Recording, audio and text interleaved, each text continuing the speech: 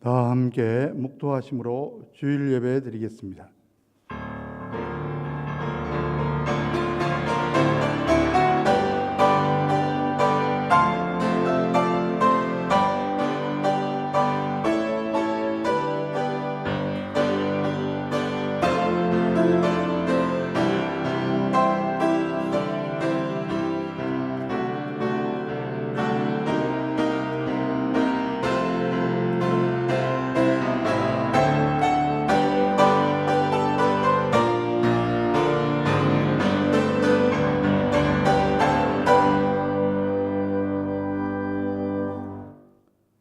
하나님은 영이시니 예배하는 자가 영과 진리로 예배할지니라.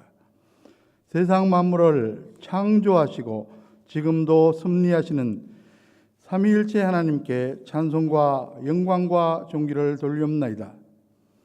하나님의 크신 사랑 안에서 택함받고 구원받은 성도들이 오늘 종려주일을 맞이하여 가정에서, 현장에서, 예배당에서 마음과 정성을 다해 예배드립니다. 겸손하게 나귀를 타신 예수님을 묵상하면서 오늘 저희들의 마음도 낮은 곳으로 향하게 하여 주시옵소서. 자신의 뜻을 버리고 아버지의 원대로 행하셨던 우리 주님같이 저희들도 기도하며 하나님 아버지의 뜻에 순종하게 하여 주시옵소서. 죽음과 고난이 기다리고 있는 십자가를 향해 용감하게 나가는 예수님을 기억하면서 저희들도 새 힘과 용기를 얻는 이 시간 되게 하여 주시옵소서. 다윗의 자손으로 이 땅에 오신 예수 그리스도의 이름으로 간절히 기원하옵나이다. 아멘. 모두 일어나셔서 1장 찬송을 드리겠습니다.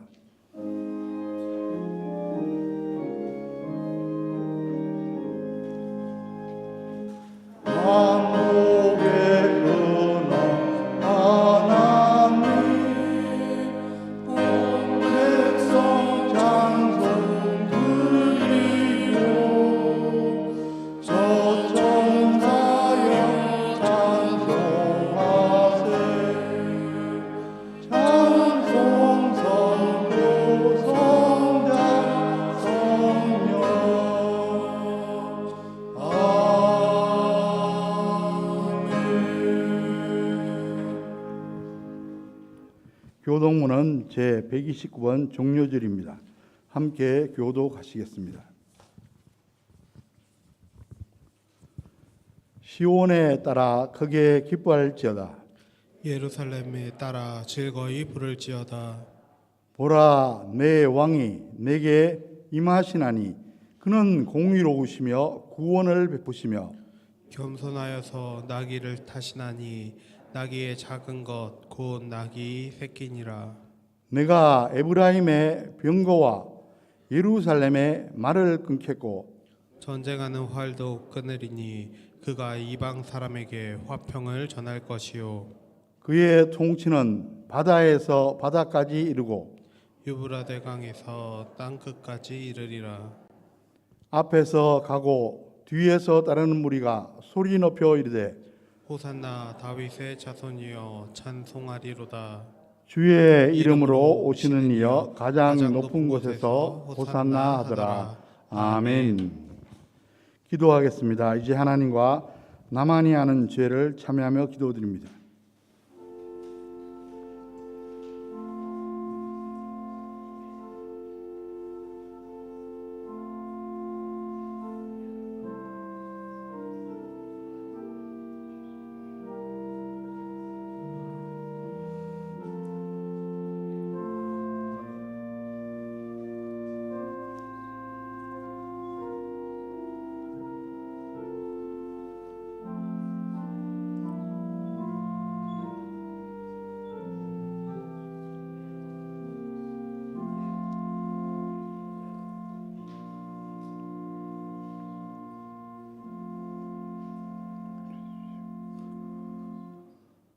불꽃 같은 눈으로 사람의 마음과 생각을 두루 감찰하시는 하나님 아버지.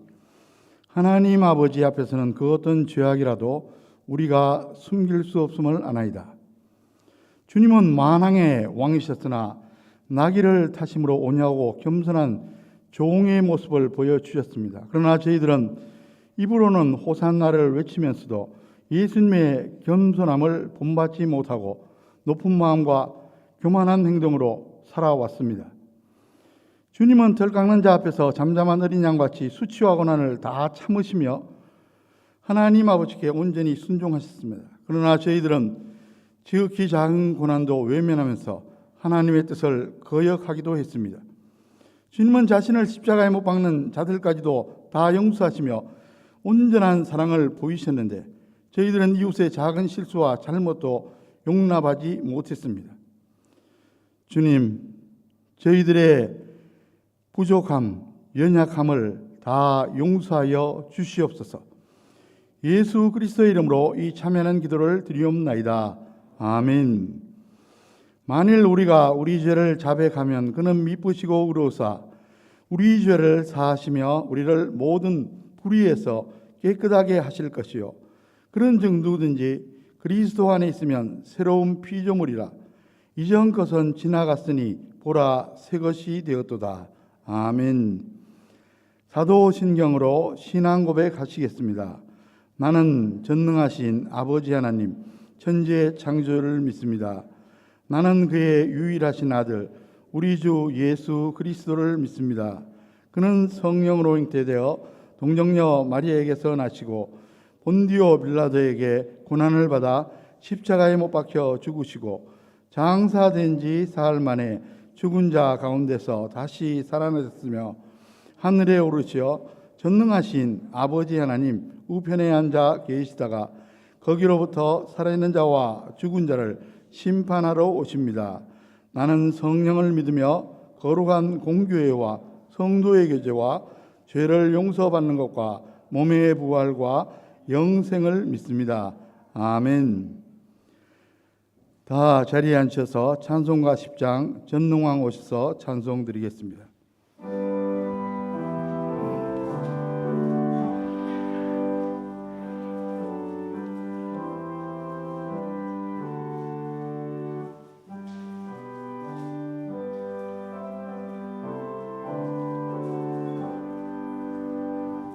전능왕 오셔서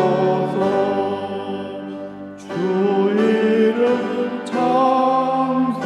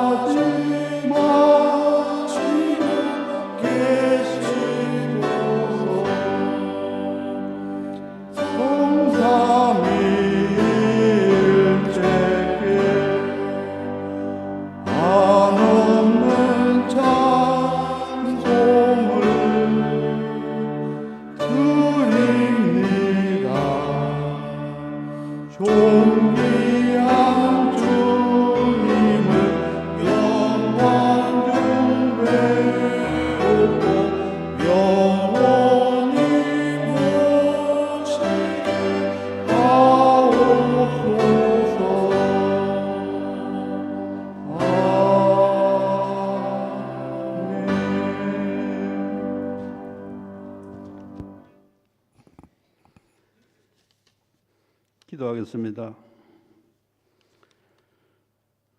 허물과 죄로 영원히 죽을 수밖에 없는 죄인들을 사랑하시어 독생자 예수 그리스도를 십자가에 못 박히게 하시기까지 저희들을 사랑하신 여호와 하나님 아버지, 그 크신 사랑과 은혜에 감사와 찬양과 경배를 드립니다.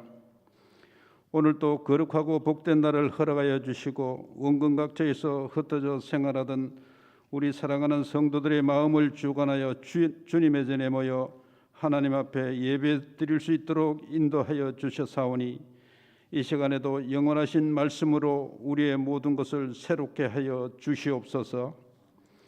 긍휼이 풍성하신 하나님, 우리는 죄인입니다. 우리의 탐욕과 무절제함 그리고 질시와 다툼의 삶을 고백하오니 주님의 십자가 보혈로 씻어주시고 깨끗게 하여 주시옵소서. 오늘은 사순절 종려 주일이오니 우리가 주님의 고난을 가슴 깊이 묵상할 수 있도록 인도하여 주시옵소서. 무엇 때문에 낮고 천한 자로 예수 그리스도께서 이 땅에 오셨고 무엇 때문에 우리의 죄를 대신해서 고난을 받으시고 죽으셔야 했는지 가슴 깊은 곳에서부터 느끼며 한 주간만이라도 경건한 마음으로 주님의 고난에 동참할 수 있게 인도하여 주시옵소서. 이 세상에서 가장 큰 사랑이 있다면 우리를 위하여 죽으신 예수 그리스도의 사랑일 것입니다. 이번 사순절 기간을 통하여 온 교회가 거룩하여지게 하시고 우리가 십자가를 바라볼 때마다 마음의 큰 고통이 사라지고 우리의 눈이 밝아 주를 보게 됨을 깨닫게 하여 주시옵소서. 하나님 아버지, 아직도 코로나 감염병이 3차, 4차 재확산으로 많은 사람들이 계속 감염되고 인명피해가 늘어나며 아직도 일상생활이 어렵고 우리나라를 비롯한 전 세계가 두려움과 긴장 속에 있습니다.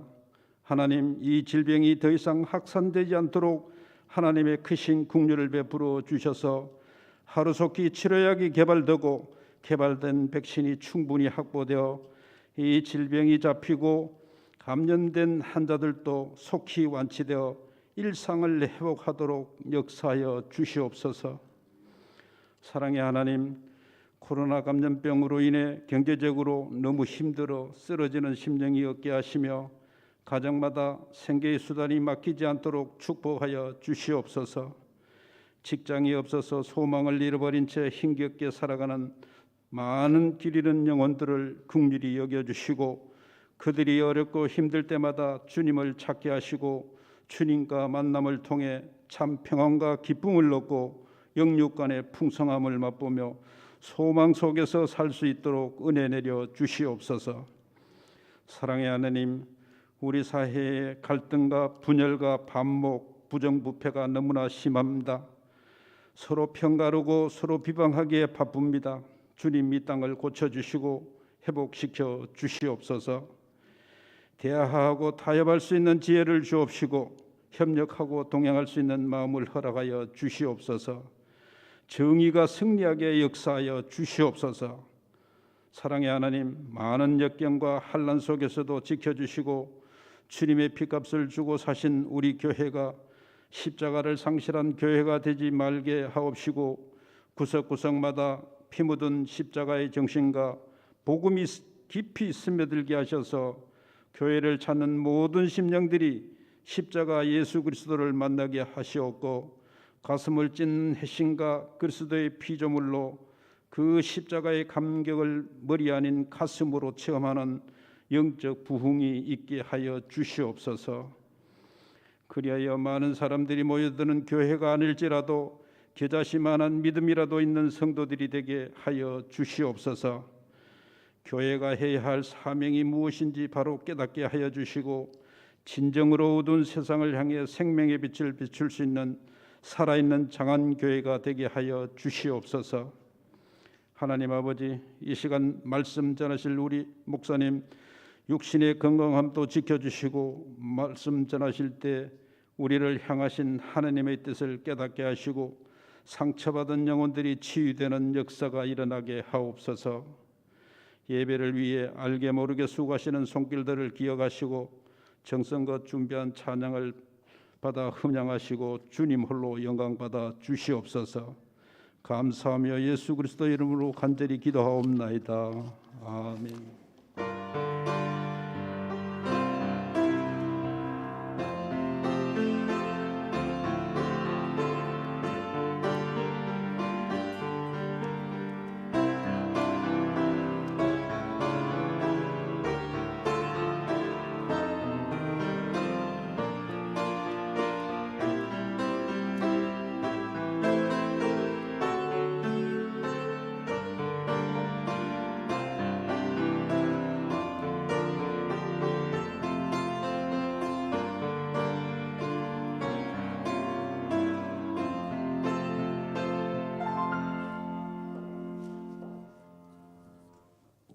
오늘 우리에게 주신 하나님의 말씀은 신약 누가복음 23장 32절에서 38절까지 말씀입니다.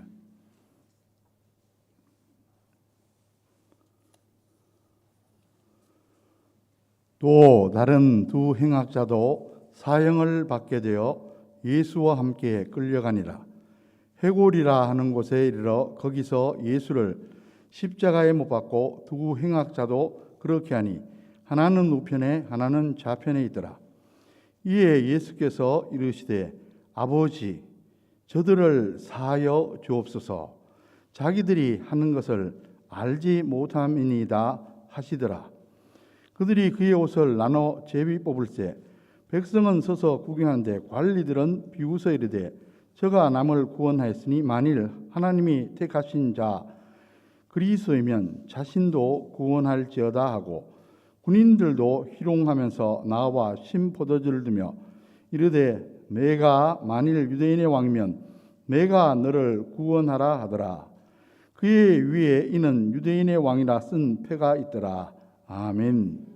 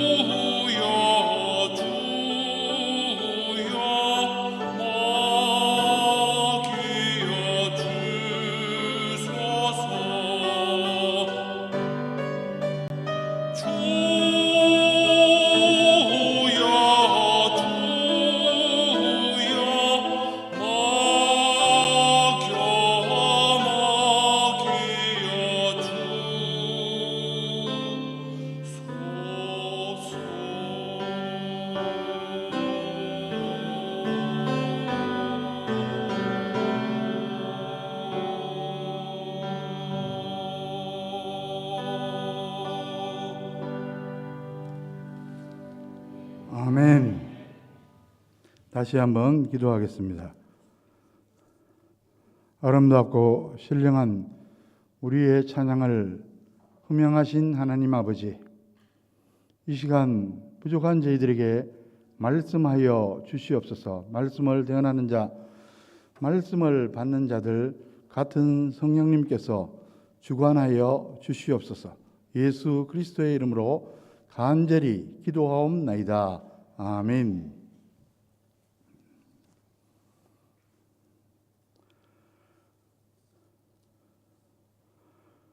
코로나19로 많은 분들이 힘들어하고 있습니다.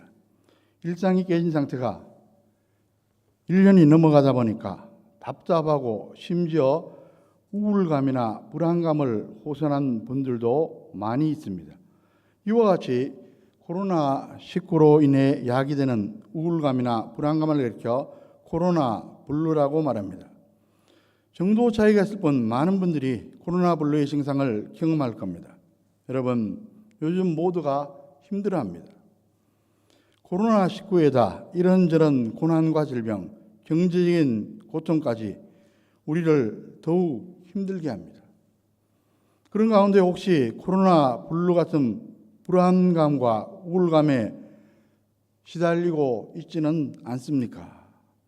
하지만 적어도 구원자 예수 그리스도를 믿는 성도라면 떨쳐버려야 합니다.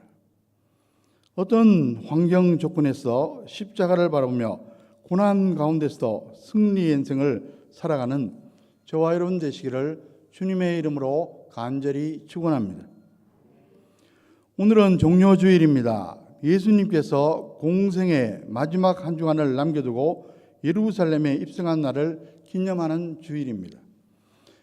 요한복음 12장 13절에 보면 종려나무 가지를 가지고 맞으러 나가 외치되 호산나 찬송하리로다 주의 이름으로 오시는 이 곧 이스라엘의 왕이시여 하더라. 종려나무 가지는 승리를 상징합니다. 호산나는 제발 우리를 구원하소서라는 말입니다. 군중이 예수님을 이스라엘의 왕으로 알고 환호한 겁니다. 그때 백성들이 예수님을 향해 종려나무 가지를 흔들며 열렬히 환영했다 하여 종료주일이라고 부르게 되었습니다. 그 이전에는 예수님이 하나님의 아들 메시아라는 사실을 적극적으로 드러내지 않았습니다. 그런데 이제 이스라엘의 심장부인 예루살렘에서, 그것도 수많은 민파가 모이는 6월절 시즌에 메시아임을 당당하게 밝히며 퍼레이드를 벌였습니다. 역사학자들에 의하면 그 당시 예루살렘에 약 200만여 명이 넘는 인파가 모여들었다고 말합니다. 그러니 그때 분위기가 과연 어떻겠습니까? 인근 마을 베다니에서 죽은 나사로를 살린 사건이 있은 직후라 예수님에 관한 소문이 파다하게 퍼져 있었습니다. 그런 가운데 예수님은 퍼레이드를 벌이며 자신의 메시아 신분과 사명을 당당히 밝히셨습니다. 여기서 중요한 것은 나귀를 타고 입성하셨다는 사실입니다. 메시아는 왕인데 왜 그렇게 초라한 모습으로 백성들 앞에 나타나셨습니까? 왕이니까 화려하고 멋진 모습으로 입성해야 될 텐데도 말입니다. 백의 왕들은 말을 타고 나타납니다. 정복자건 권력자의 모습입니다. 성경에 보면 예수님도 백마를 타고 나타날 때가 있습니다. 언제입니까? 재림하실 때입니다. 요한계시록 19장 11절 이하에 기록된 예언을 보면 예수님은 만왕의 왕으로 백마를 타고 오십니다. 그때는 심판주로 오시기 때문입니다. 여러분, 나귀는 말과 달리 초라한 동물입니다. 주로 짐을 싣고 다녔습니다. 아주 드물게 왕이나 귀족이 타는 경우가 있었는데 그때는 정복이 아니라 평화를 위한 목적임을 밝히기 위해서입니다. 그러니까 무엇입니까? 예수님은 예수님이 메시아라는 사실을 밝히면서 동시에 그 당시 백성들이 가지고 있던 편견, 즉 왜곡된 메시아관, 구체적으로 말하면 로마 제국에서 이스라엘을 해방시킬 정치적 메시아로 인식하는 것을 바꾸시려고 이런 의도적 행동을 하신 겁니다. 여러분, 교회력으로는 종료절이고 다음 주일은 부활주일입니다.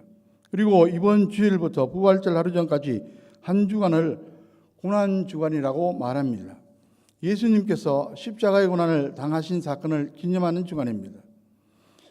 예수님께서 체포되셔서 십자가형을 선고받기까지의 일을 대략 설명하면 이렇습니다. 예수님께서는 목요일 밤에 겟세마네 동산에서 체포되셨으며 새벽까지 대제사장 가야바와 산헤드린 의원들의 신문을 받으셨습니다. 그들은 이미 세운 계획대로 예수님께 신성모독죄를 씌워서 만장일치로 사형을 언도했습니다. 그리고 금요일 새벽에 로마 총독 빌라도에게로 예수님을 끌고 가서 재판을 청했습니다. 그 당시 이스라엘은 로마의 식민지로 사형에 관한 권한을 갖고 있지 않았습니다. 로마법에 따라 재판을 받아야 되고 로마 당국이 사형 집행을 도맡아서 합니다. 문제는 로마법으로는 유대인의 신성모독죄가 사형에 해당되지 않는다는 사실입니다. 어떻게 해서든 예수님을 죽이려고 혈안이 된 그들은 죄목을 반역죄로 슬쩍 바꿀 수밖에 없었습니다. 하지만 빌라도 총독이 아무리 신문에 보아도 예수님은 무죄입니다. 당연히 석방하려고 하자 유대인들이 소리를 지르며 데모를 냈고 그 여론에 밀린 빌라도는 하는 수 없이 사형 선고를 내립니다. 그 과정이 요한복음 18장 28절에서 19장 16절에 자세히 기록되어 있습니다.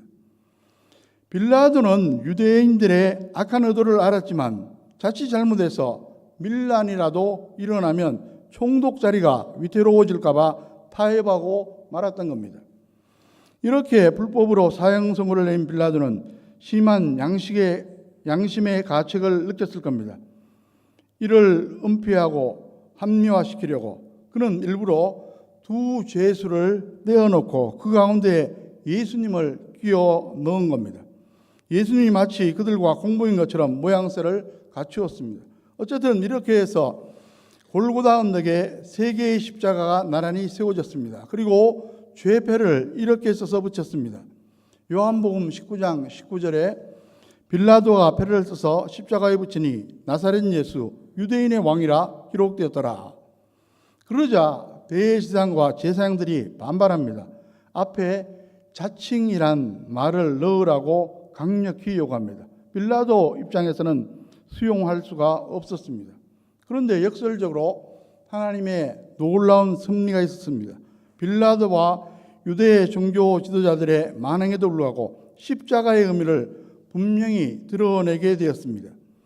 요한복음 19장 20절에 예수께서 못 박히신 곳이 성에서 가까운 곳으로 많은 유대인이 이 패를 읽는데 히브리와 로마와 헬라 말로 기록되었더라.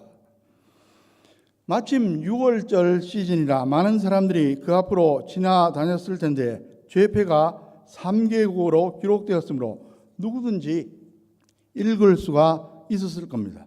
결과적으로 하나님은 빌라도와 유대 종교 지도자들의 만행에도 불구하고 결과적으로 구원의 진리를 설명하시는 데 사용하셨습니다.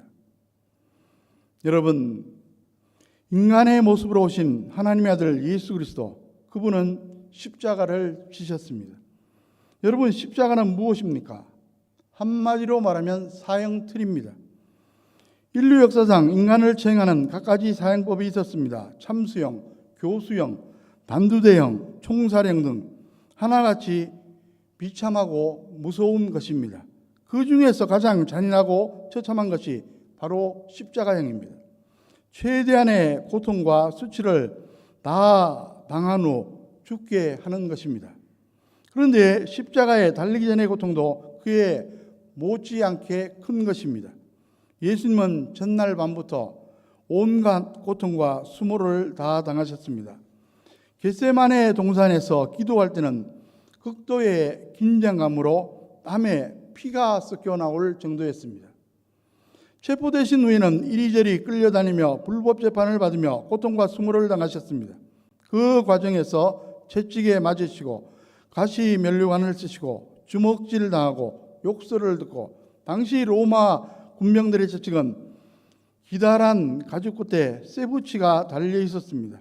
그래서 내려치면 온몸을 휘감았습니다. 그리고 쇠붙이가 살에 박히며 살점을 뜯어내고 온몸은 피투성이가 되는 겁니다.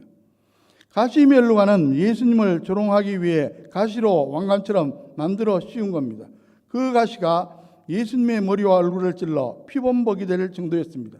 그 후에는 매달릴 십자가를 몸소 메고 빌라도 법정에서 사형장 언덕까지 약 1km 정도의 길을 걸어가야만 했습니다. 당시 십자가의 무게는 대개 60kg 정도로 추산됩니다. 전날 밤부터 아무것도 먹지 못하고 온갖 고통을 당하신 예수님은 계속 가다가 쓰러지고 채찍에 맞으면 다시 일어나 언덕길을 올라가셨습니다. 지금 성지 예루살렘의 순례자들을 위해 기념하는 길을 조성해 나가는데 그 길을 비아 돌로로사, 고난의 길, 슬픔의 길이라고 부릅니다. 맨몸으로 가도 숨이 가쁜 언덕길을 그 무거운 십자가를 메고 가셨음을 생각하면 참으로 기가 막힙니다. 그 언덕 꼭대기가 바로 골고다입니다. 골고다는 해골이라는 뜻입니다. 멀리서 보면 꼭 해골같이 생겨서 그렇게 부르게 되었다고 말합니다. 갈보리라고 부르기도 하는데 둘 다 같은 말입니다. 골고다는 히브리어이고 갈보리는 라틴어에서 유래합니다. 골고다 언덕에 올라간 예수님은 십자가에 못 박혀 고통을 당하십니다. 오늘 본문은 그 광경을 우리에게 보여주고 있습니다. 예수님은 그 고통의 와중에서도 마지막 우리에게 최후의 7가지 말씀을 들려주셨습니다. 그것을 가상칠언이라 부르는데 그 중에 제일 먼저 하신 말씀이 오늘 본문 34절에 기록되어 있습니다. 34절 말씀을 보십시오.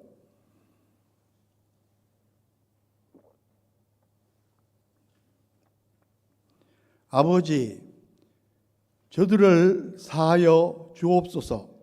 자기들이 하는 것을 알지 못함이니이다. 참으로 놀라운 기도입니다.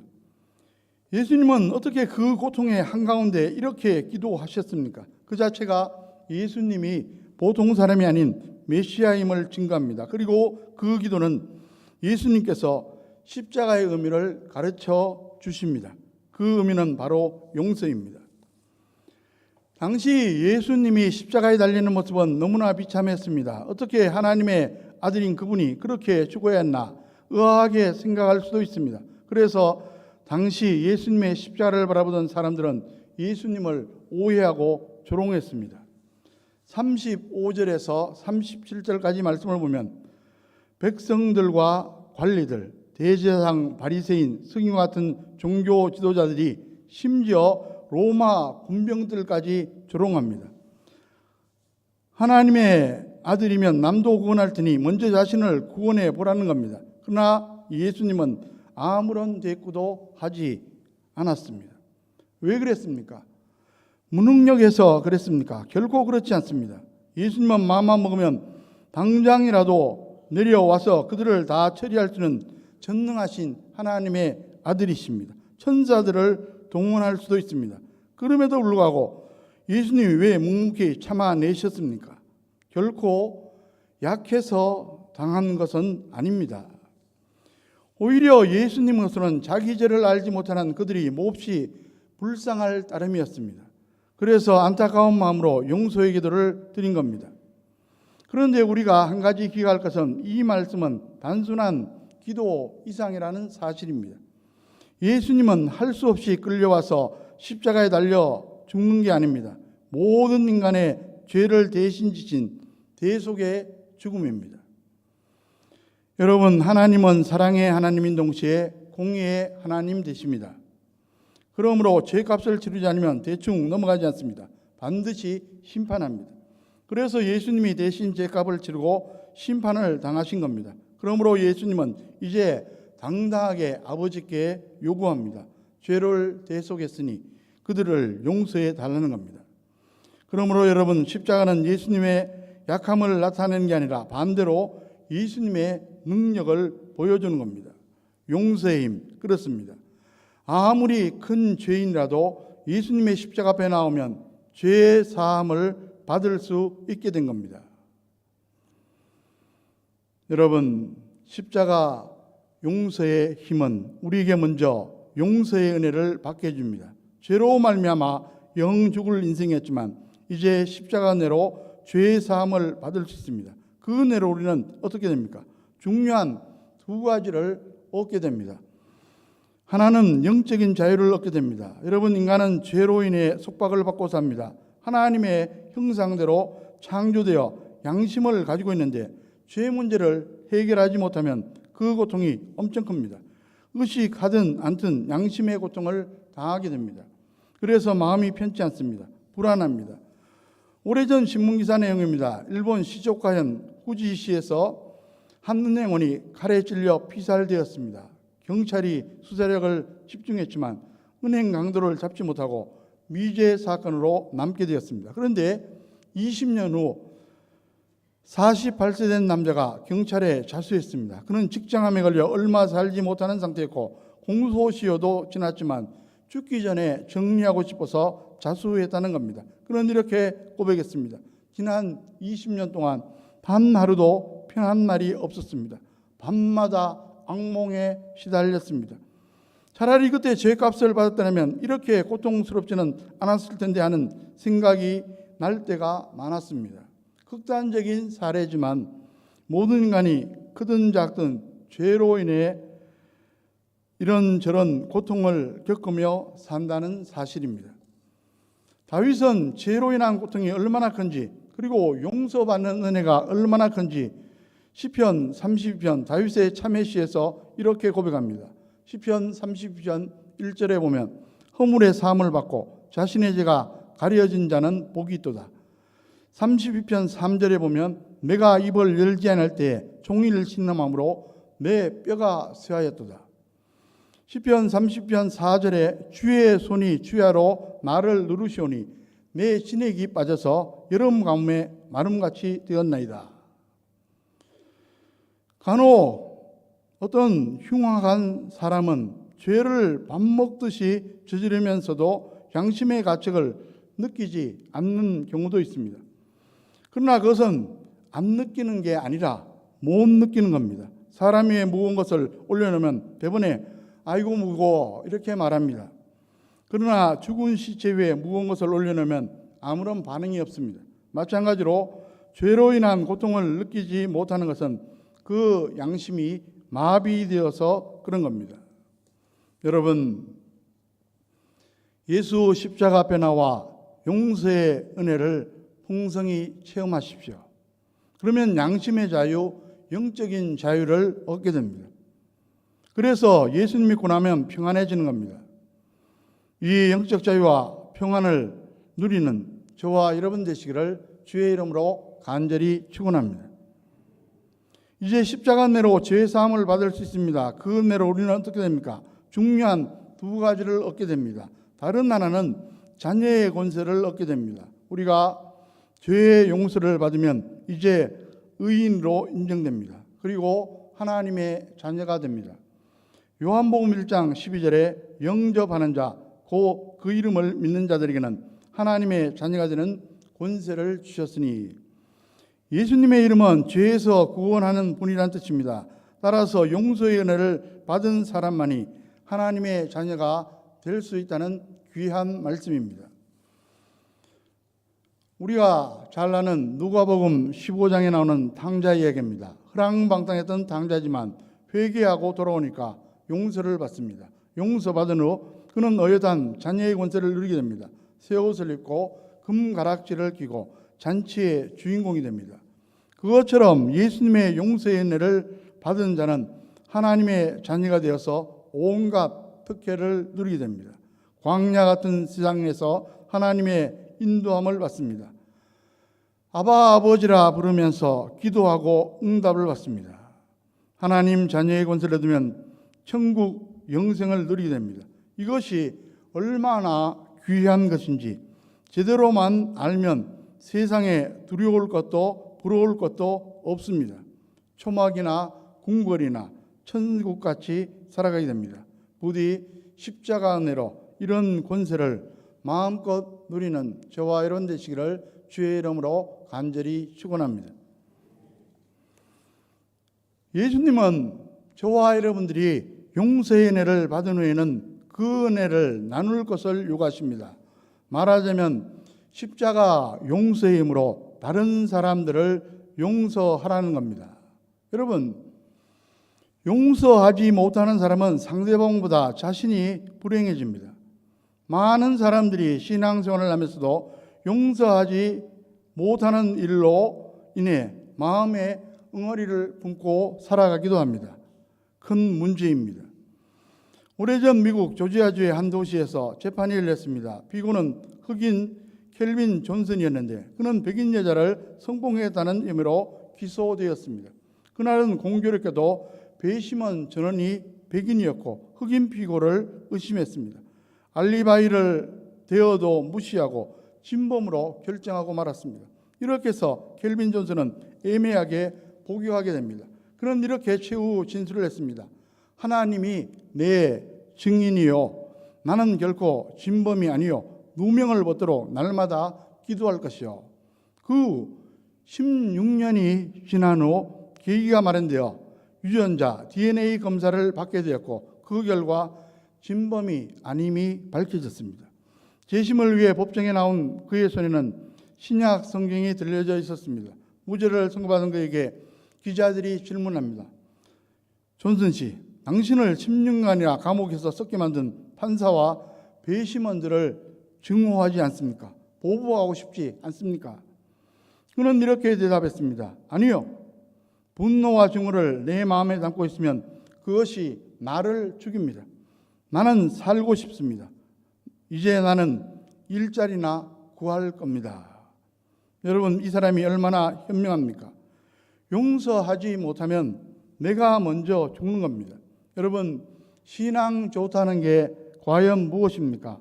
여러 가지로 말할 수 있지만 중요한 한 가지는 바로 용서하는 것입니다. 여러분, 창세기에 나오는 요셉의 가정은 행복했습니다. 요셉이 애굽의 총리니까 온 가족이 호의호식해서 그랬습니까? 아닙니다. 요셉의 용서가 있었기 때문입니다. 아버지 야곱의 사후에 그의 형들이 두려워서 떱니다. 혹시라도 이제 아버지 돌아가셨으니까 복수하면 어떻게 하나 걱정한 겁니다. 그때 요셉이 형들에게 이렇게 말합니다.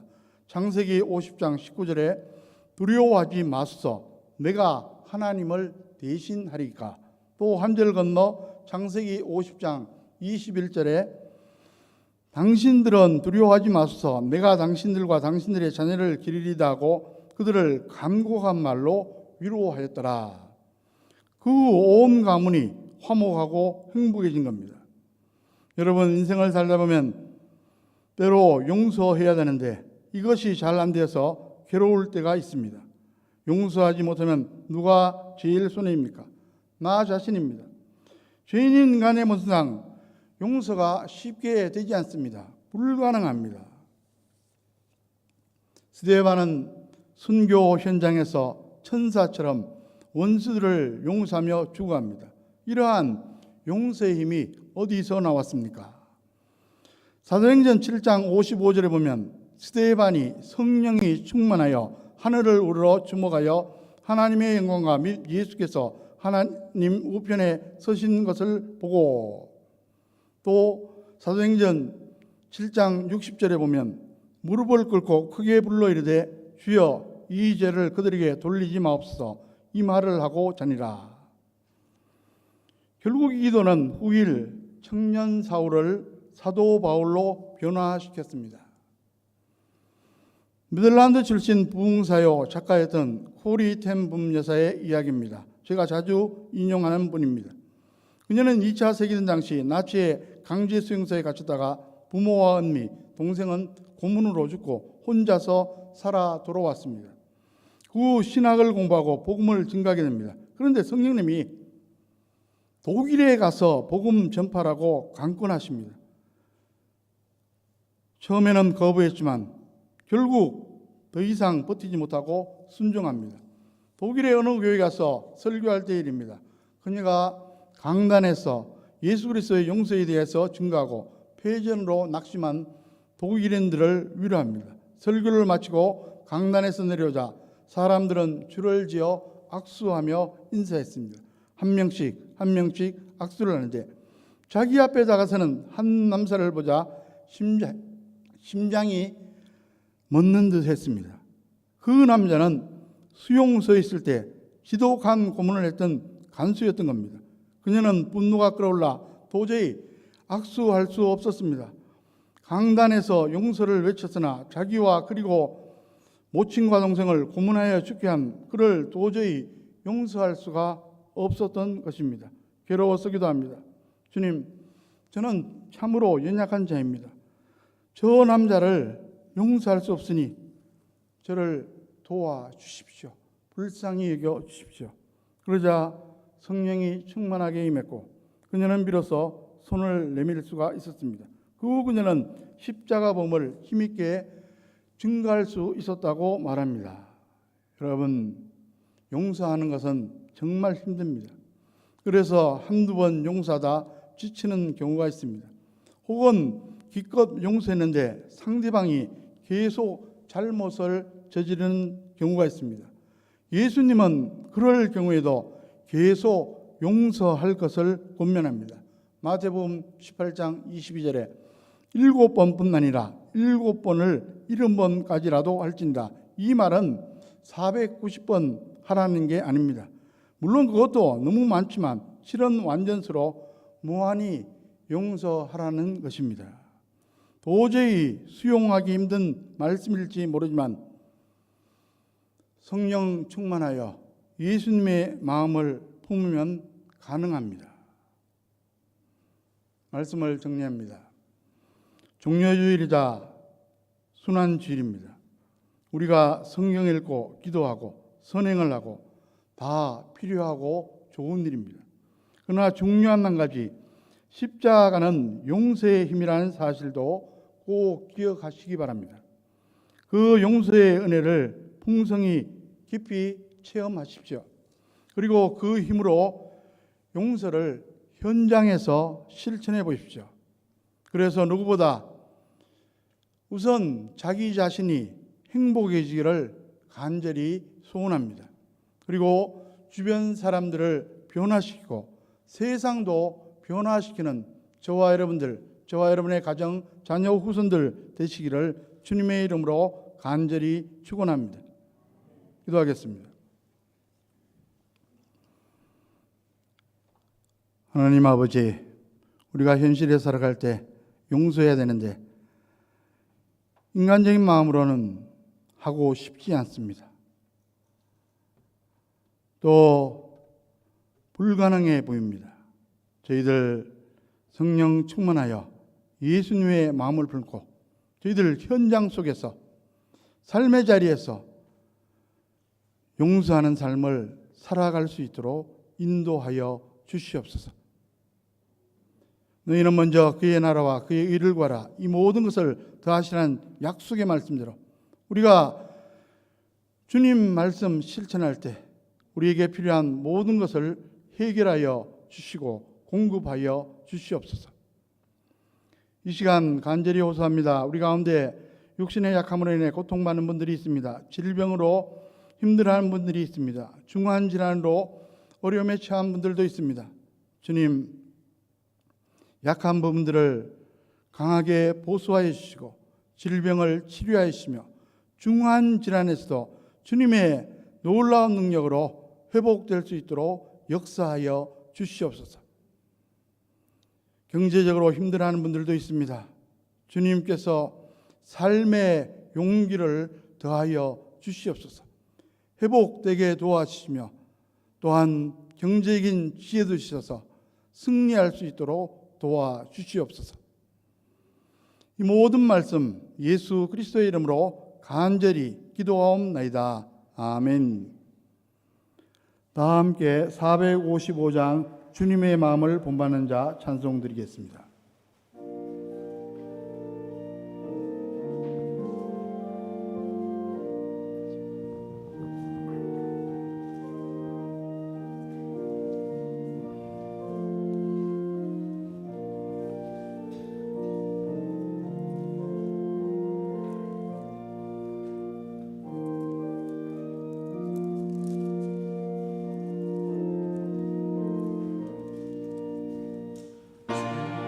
내 마음을 본받는 자 그 맘에 평강이 찾아오는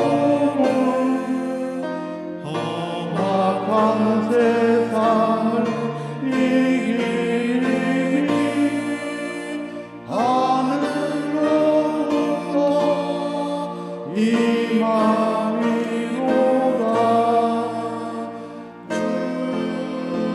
주님의 마음을 본받아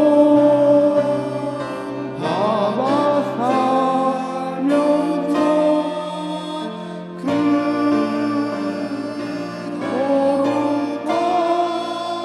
거룩하신 나도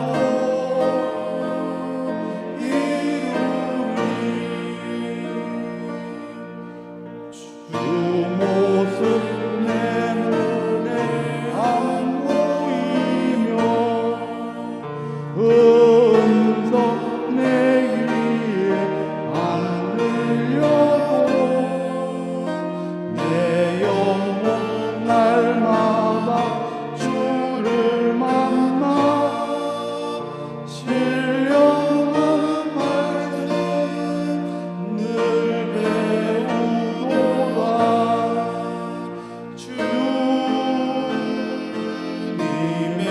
마음을 본받아 살면서 그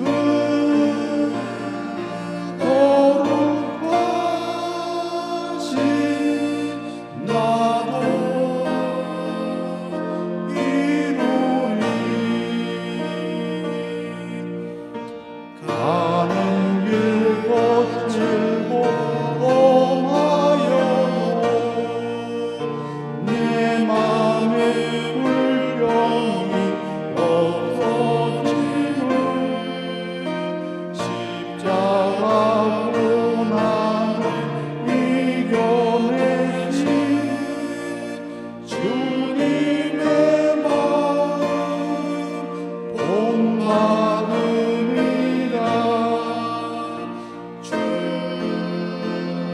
주님의 마음을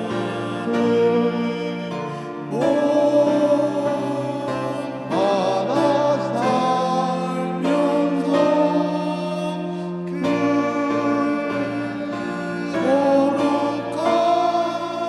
거룩하신 나도 이루리.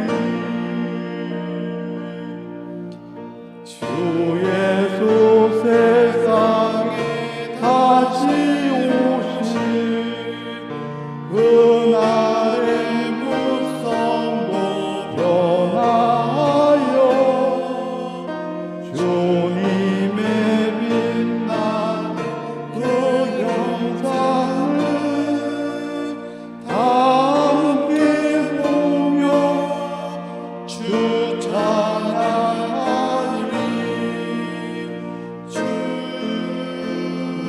주님의 마음을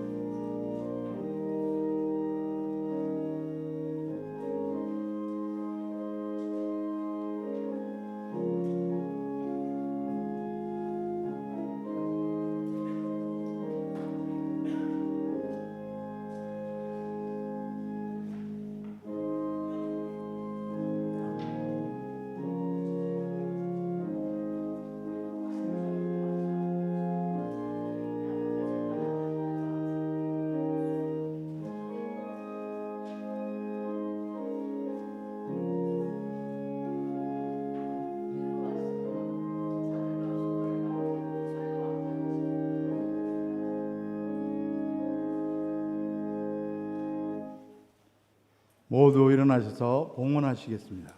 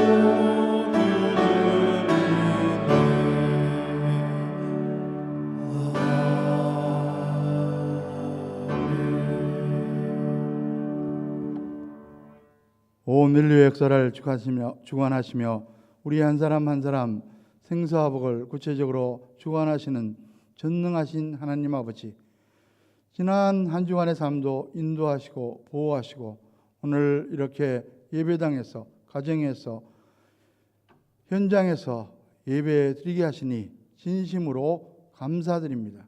하나님의 크고 놀라우신 은혜에 감사해서 정성껏 준비한 봉헌 예물을 가지고 나왔습니다. 주일 헌금을 드렸습니다. 범사의 하나님의 주인 되심을 고백하는 마음으로 열애 하나 구별해서 11정금을 드렸습니다. 여러 가지 제목을 가지고 감사헌금을 드렸습니다. 선교, 비전 헌금도 드렸습니다. 이 모든 봉헌 예물과 함께 우리의 마음도 연락하여 주시옵소서. 여러 불확실하고 어려운 경제 상황 가운데서도 주님께서 지켜주시고 인도하여 주시옵소서. 살아갈 수 있는, 경제 활동할 수 있는 용기도 허락하여 주시옵소서.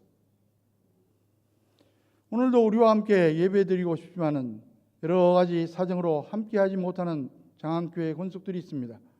병원에 입원해 있기 때문에, 출장 중에 있기 때문에, 근무에 있기 때문에 어느 곳에 어느 형편에 있든지 간에 주님께서 위로하시고 동행하여 주시옵소서.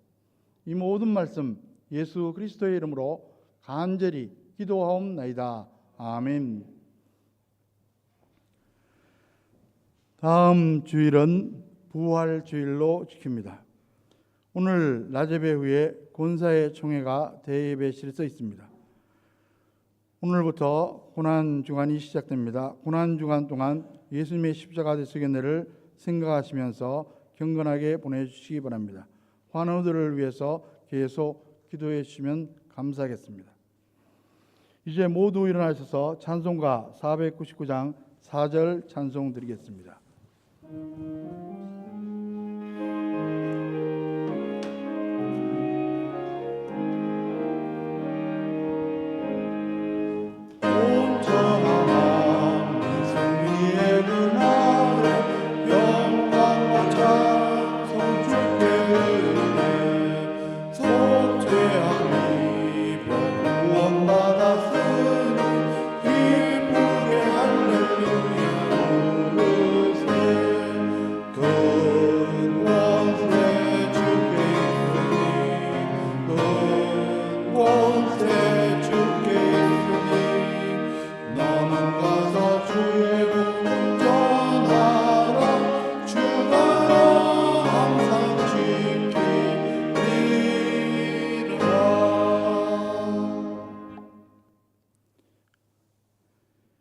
이제는 우리를 위해 십자가에 달려 죽으시고 부활 승천하사 잠자는 자들의 처음 열매가 되신 우리 주 예수 그리스도의 은혜와 독생자를 십자가 희생의 제물로 삼아 우리를 죄와 사망 가운데서 건져 영원한 천국의 삶을 얻게 하신 하나님 아버지의 극진하신 사랑하심과 범사에 우리의 삶을 인도하시며 우리의 삶이 합력해서 선을 이루며 형통하도록 역사하시는 성령님의 교통하심과 축복하심이 가정에서, 현장에서, 예배당에서 예배드리는 심령들 위해, 그들의 가정, 자녀, 후손들을 위해, 장안교회 권속들 지금 어느 곳에 어느 형편에 있든지 간에 태중에 있는 심령일지라도 지금부터 영원토록 함께 하시기를 간절히 축원하옵나이다.